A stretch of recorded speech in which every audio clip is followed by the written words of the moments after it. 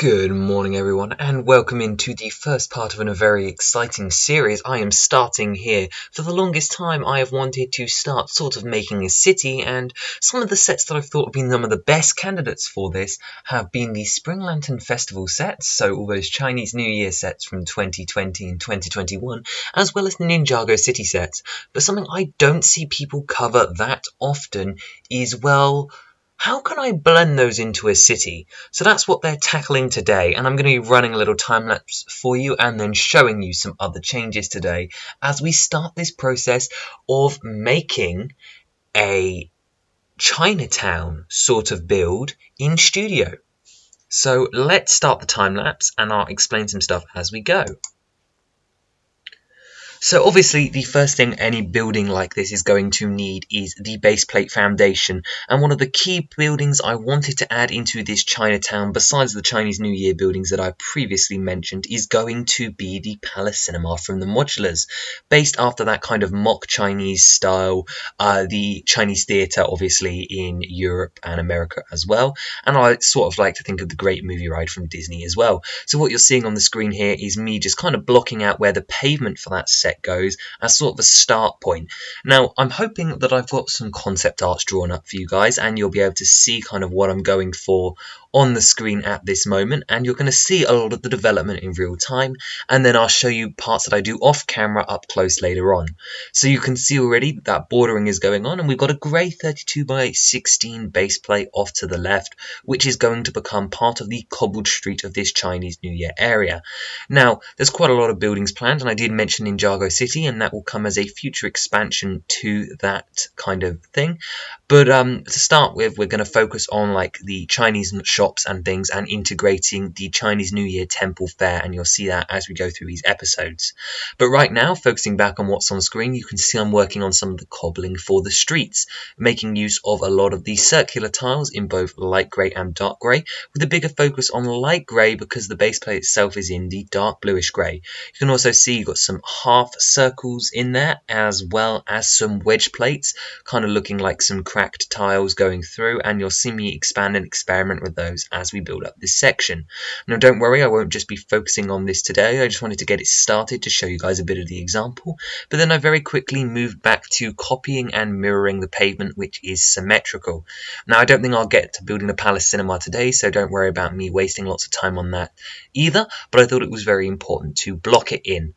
Now, when I said that I wanted to combine this with the normal modular street, the interesting thing about my U-shaped Chinatown here is on the outside where I have a lot of normal buildings, and you can see that hesitated by the modular streets on the outside. So it will kind of look like almost like a hidden alleyway, and that's sort of how I feel with Chinatown. It's like you turn down this street and then wow, you've got this Chinese architecture shining through. So I really wanted to show that here. So that's why we've got this side entrance alley down the side of the Parisian, or should I say Palace Cinema, but meanwhile over here you've got your normal modular sidewalk that will have some normal buildings like a walk-in ATM room and some other things like that. So what I'm doing here is I'm building up the big U shape there, so you can see I'm experimenting with the actual paving. So following kind of a technique used in the Diagon Alley set from 2020, where they had a cobbled street, I'm doing a very similar thing, but again I'm not doing the cobble now, I'm only just doing the edging. So you can see sort of what I mean here, where you've got these giant wedge plates, and then in the middle will be filled in by studs and round tiles and things later on, but I'm just sort of experimenting with a shape, and it was very easy for me just to mirror it and it's still to look nice and different and not noticeable. So here you can see I'm filling in the gaps, but soon it will be time to start on our first building for the day, which is going to be the upscale Chinese restaurant. So this is more of your fancier building rather than your sushi restaurant, internet cafe, that sort of thing. And you can see right now I'm experimenting with where I want to put the building, and to start with I wanted it to extend out onto the street, but in a minute I will change my mind and push it back a couple of studs. You can also see you've got these two 6x8 white plates, and the idea for this build was to have a centralized staircase that has two statued pillars either side. Now I'm not going to work on the statues today, but they are complicated, and I'm hoping to get back to those at a later date. Another thing you'll see from this time lapse, and then when I show you later, is that the color schemes are going to vary and change a lot throughout this build. You can see that I started off in more of the grey tones, but as we go through, you can already see that white and gold are becoming a bigger influence on the build. Right there, I am working on a corner build as I quickly realise that that build is not going to have a single facade facing into the Chinese street if I have this thing this far forward. Therefore, I'm moving them back and onto the base plate, one to maintain that modular-like nature, but two also to help that corner build, which we'll work on later this week. Next up, I'm starting to work on detailing the front, and I quickly changed my mind on the arches, and now I'm working on a technique I've always wanted to do, and that is using the sandwich corner tile pieces, which you can see I've just implemented there, to sort of make a grille underneath the main building, as this building is raised up by 2 or 3 whole bricks. So you can see that I've got that on its side, and with tiles underneath you can barely see an entire gap, although there is still a small gap there, but only because I'm using the middle of the stud. But I'm going to replicate that over and over again until it sort of looks like an exhaling vent sort of thing. I'm now working on trying to make sure I can get that secured in, and this doesn't quite work as well as I hoped the first time, but I do get there eventually. Maybe not as secure as some of you would have liked, but it's all about that experimentation, and that's something unique about this series, is you guys get to see how this comes together in real time. You get to see all of my mistakes and sort of trials as I work out what I want to do here. And you can clearly see that whatever I'm trying is not working. But anyway, I just block it in with some bricks so it can't move backwards. I suppose it could move forward, but it's a modular building. It's going to be stuck in a city. It's not really going anywhere. So next I'm turning to capping it off and turning it back into a normal build. And I chose to use this 2x8 grill plate in white. And well, it's not quite as effective as I want because it has this really unusual overlap which sort of gets in the way of almost every piece. You can see here that I tried some slopes to bring it in and neither of them worked, so I had to settle for a tile. It's also going to prove problematic in just a second once I'm working on the platforms where you can see that it overlaps. I just tried to put a 6x8 plate on the top and well, it just doesn't fit. So we've got some problems there to sort out. So in the end, I just kind of ignore it and leave that gap there, and I'll come back to that later. But I couldn't even put the trim on that I wanted to either. You can see also there that we've got some nice detailing going around the side of those pillars, and those will be where those statues that I mentioned earlier will go. Initially I thought that gold steps will be the best accent colour, but thinking on it back now, I'm probably going to change those to tan at a later point in these time lapses. So I'm building up some supports under some stairs, building these stairs up to the height of which the door shall be at. I'm just trying to make them look the same height, so you can see that the steps go up by either 2 or 1 studs each time, and I go back and even those out later. Meanwhile, I am copying the design across to the right hand side now.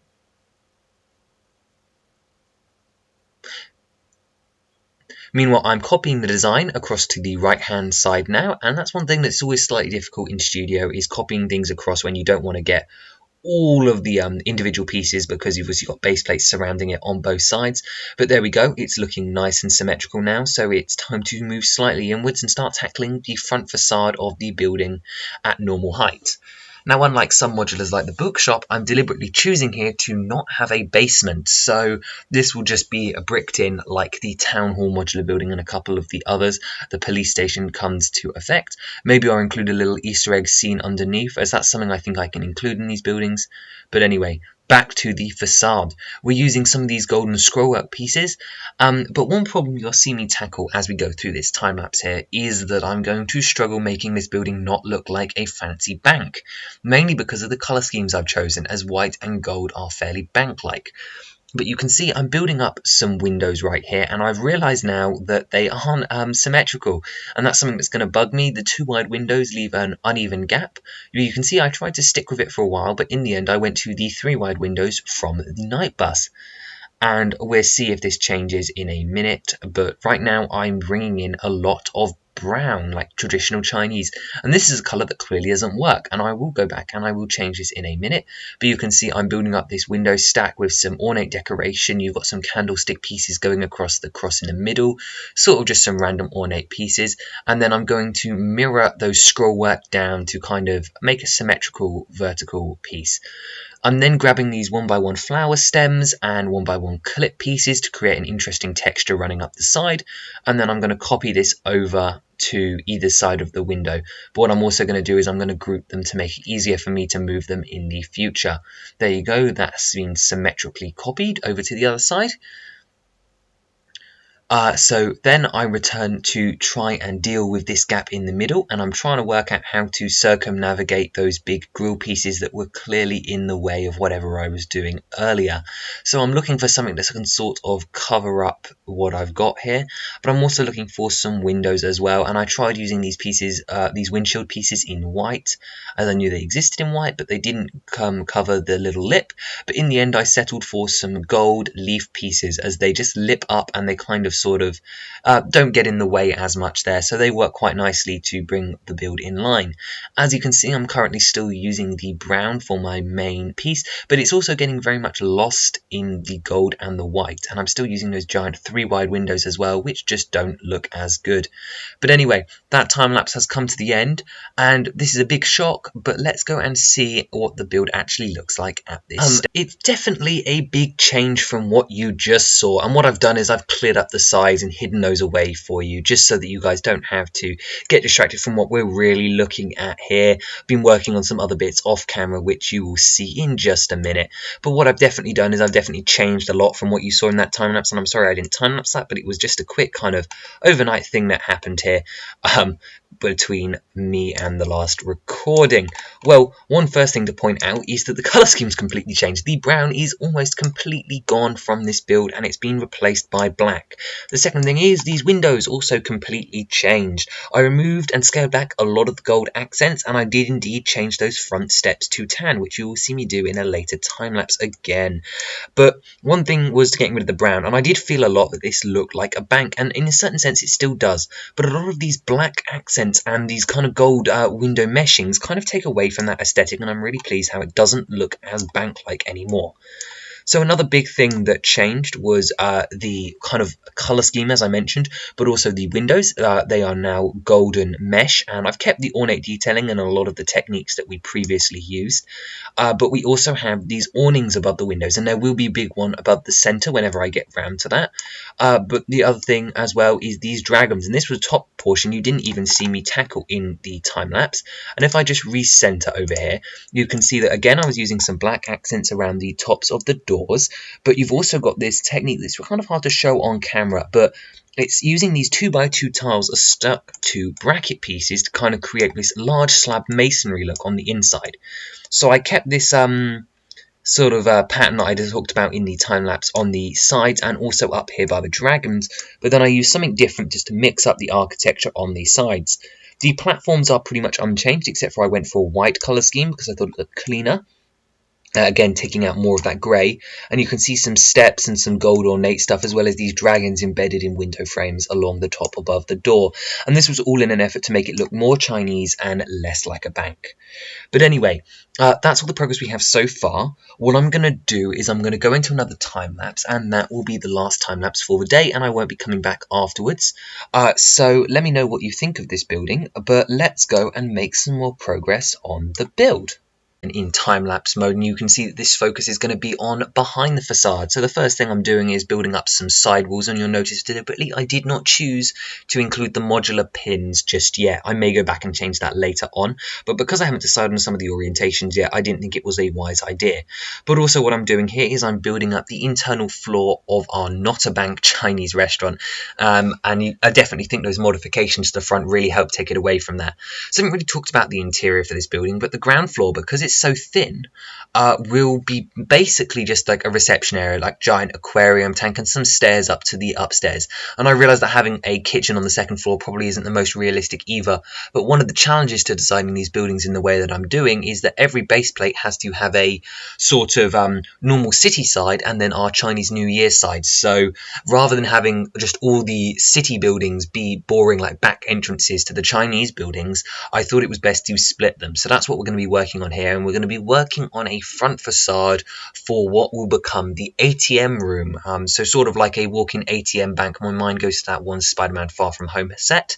And while I've been rambling on about that, you can see me starting to plan the facade there. So I've gone from blue to grey and then back to sand blue as our starting colour. And that's something interesting that these time lapses show. It shows me working out the colour. I don't really have a plan as I'm going into this. I'm sort of just making it up as I go along. But I know what kind of space I've got to work with, and I know sort of what design I'm going for. But one thing that was supposed to be very clear about this side is it's not supposed to look like part of the Chinatown, which is something we'll come back to in a minute. So I'm also sort of briefly sorting out the color palette for the inside of the Chinese restaurant, and you can see I'm back using the black ingots as some sort of almost wood paneling texture that isn't quite wood paneling. And this is where I change these steps back to tan, and color the floor will be tan on the inside of the building as well. Mixing in extra color is always dangerous, but I think it pays off here. I'm also just roughly blocking in the staircase right now, and this is going to change a couple of times before I'm done, but you can see I'm sort of using the arches to make the base of the steps, and the staircase will be in brown eventually. I'm also working out the inside color scheme, which I believe is going to be white, just for simplicity's sake, but that may also change to tan possibly, but I doubt it. Anyway, back to the inside of this building and the facade. You can tell I'm sort of playing with how deep I want it to be. That is clearly too shallow, but I'll get back to that later. And you can see now I'm working on detailing out the front, and I've chosen to do some snot work. And I saw this technique the other day in another set that I was looking at, and I wanted to use it here. And I settled on making it brown, and I'm just kind of seeing what contrast works well. Because when you put 4 tiles like that, like in the bookshop, you can't see any of the studs behind it. So with a tan base to make it look like brickwork and some brown, I think the colour combo looks really nice. However, that sand blue is starting to stick out, and I'll probably have to change that again in a minute. I quickly realised that full-size windows weren't going to work, so I immediately changed over to some smaller windows, including a combination of big and small ones, and then sort of built them in using some snot plates to create some interesting layers and textures. It moves pretty fast, so I'm going to have to talk pretty fast too, but you can see that I'm building in more of that tan to kind of bring that in as a central colour. And I also knew that I wanted to use these round bricks and continue that sort of cone pillar up, but using a different technique. So I immediately brought out some jumper plates, coloured them all to tan, and then tried to see if the half bow slopes would be available in sand blue, of which they weren't. In the end, I settled on teal, which meant that the sand blue at the bottom had to go and was replaced by 2 cheese slopes in a very similar configuration that do come in that teal. One thing you may be noticing and wondering is I've accidentally created another Chinatown building here. And this is something I'll realise in a moment, but won't have time to deal with today. But the colour scheme and the way that this has been built really does suit the Chinatown aesthetic. And I think in next week I'll be moving that over to become part of the Chinatown, and I'll be redoing this facade. So stay tuned to see how that comes together. But this will still be the ATM room, so I'm going to have to come up with a more modern, less Chinatown vibe for this building. But in the meantime, I'm basically just mirroring this onto both sides, making it nice and stable, and then I'll copy and paste it over to the other side of the build so we can have a central door kind of look. So I was actually really pleased with the design, despite it not quite fitting the aesthetic that I want, so much so that I will still keep it. I also really like the colour scheme. I think it's nice and vibrant and different. I don't think we've seen something like this, at least not yet, in an official modular where teal has been merged with another colour. Obviously, we've seen teal modulars, but never actually merged together. So right now, I'm just copying that across and getting it all placed in, and then I think we'll be coming to the end of our episode this week. And I think we've made some decent progress on a Chinatown kind of aesthetic. And yeah, that's just finished up there. So I hope you guys enjoyed, and I'm hoping to make some more progress by the next time I show this to you guys. Leave some feedback down below, as well as what we could put on the inside of some of these other shops. I have a lot of ideas, but I'm looking forward to seeing what you guys have to say, and I hope to share some more concept art with you guys next time as well, telling you what's going to be in the buildings, and more so with some more spread out time lapses, hopefully. I'm new to this sort of thing, so I hope you guys enjoyed. Consider subscribing, and I'll see you next week.